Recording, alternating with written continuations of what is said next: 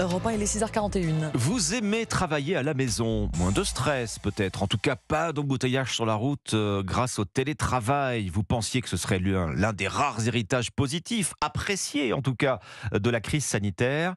Le télétravail allait rester pour durer. En fait, rien n'est moins sûr. Dans tous les secteurs, les accords de télétravail arrivés à échéance sont renégociés, les employeurs préconisant le retour des salariés au bureau. Votre invité, Alexandre Lemaire, c'est Flore Prader, directrice de recherche et de prospective sur l'avenir du travail au conseil immobilier du groupe JLL, leader mondial des services en immobilier d'entreprise. Bonjour Flore Prader. Bonjour. Le télétravail ne plaît pas beaucoup aux employeurs. La pratique c'est largement installée depuis le Covid, mais les patrons en effet essaient pour beaucoup de reprendre la main, de faire revenir les salariés au bureau. Qu'est-ce que ça signifie? Le télétravail, c'est terminé? Alors écoutez, c'est une très bonne question et qui fera d'ailleurs l'objet d'une étude qu'on publie le 14 novembre prochain, dans quelques jours. C'est une étude qu'on a conduite auprès de 200 décideurs de l'immobilier et de 20 000 travailleurs de bureaux à travers le monde et qui nous montre qu'en fait, absolument pas, le télétravail n'est pas terminé puisqu'aujourd'hui, on a une moyenne de 2 jours de télétravail qui sont passés par les salariés à travers le monde et 3 jours à domicile. Et clairement, le télétravail est devenu une forme d'acquis social, je dirais, côté salarié. Donc il y a une vraie envie côté salarié de préserver ces jours et on sent bien qu'il y aura une force de résistance si les employeurs décident d'y mettre fin. Oui, d'accord. Donc la moyenne du télétravail en France, on en est où actuellement? Alors, en France, ce qui est intéressant, c'est qu'on serait plutôt sur 1 jour et demi de télétravail par semaine, donc 3 jours et demi sur site, vous voyez, un peu au-dessus de ce qu'on observe à travers le monde. Et clairement, en France, on voit que c'est un modèle qui est encore plus installé qu'ailleurs, pour différentes raisons que je peux vous détailler si vous le souhaitez. Allez-y, je vous en prie. Oui, alors en fait, en France, ce qui se joue, si vous voulez, c'est que clairement, on a un vrai attachement culturel à ce télétravail. Et en même temps, on a une façon d'aller au bureau qui est spécifiquement française. En fait, on a d'abord un facteur managérial qui fait que, quelque part, c'est du management par la vue. Il faut être vu pour progresser, pour monter les échelons. Et puis, il y a aussi le fait que le travail sur site, c'est vu comme un vecteur de lien social très fort. C'est quelque chose que j'ai observé de façon vraiment constante à travers les études que j'ai pu conduire depuis le Covid. Vous faites C'est qu'en référence fait, au team clairement, building, Flore Prader, l'esprit d'équipe, le team building en quelque sorte, oui. Totalement, totalement.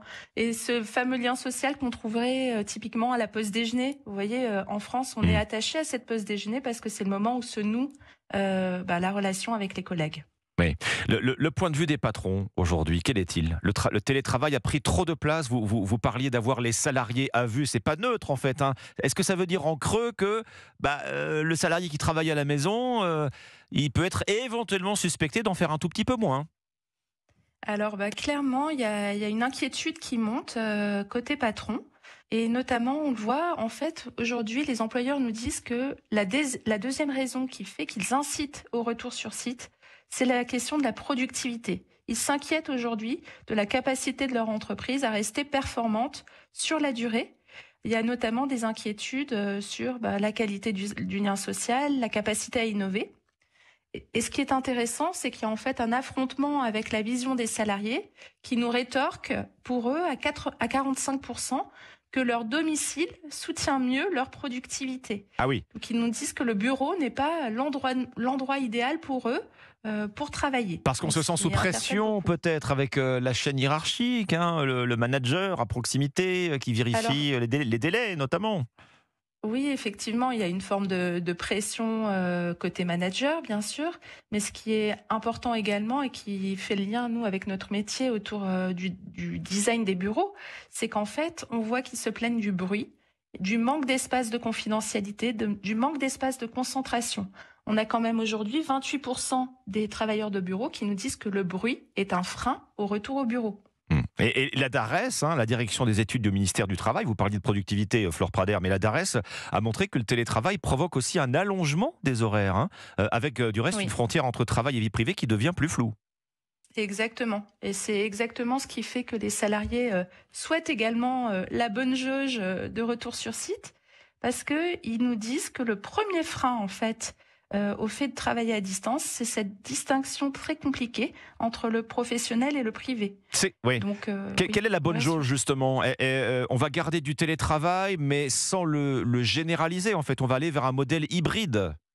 Oui, c'est totalement ça qui se profile. On voit qu'en fait le modèle télétravail à temps plein clairement est derrière nous. En revanche, on ne peut pas imaginer la mort du télétravail et ce qui se profile, c'est un entre-deux. Très clairement, aujourd'hui, on voit que 3 jours de présence sur site, 2 jours à distance, entre 1 et 2 jours à distance, c'est le modèle qui s'impose. Bon, alors faire revenir au bureau, ça va être compliqué, parce que beaucoup d'entreprises ont relâché de la surface. Pour un certain nombre d'employeurs, organiser le retour des salariés, ça va être pas tous en même temps, très clairement.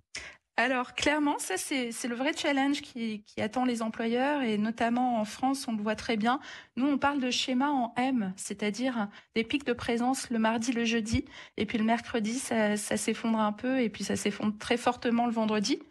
Et ce qu'on voit aussi dans notre étude, c'est qu'en gros, vous avez aujourd'hui 4 entreprises sur 10 qui nous disent qu'elles ont des bureaux occupés à moins de 40%. Donc c'est une vraie inquiétude.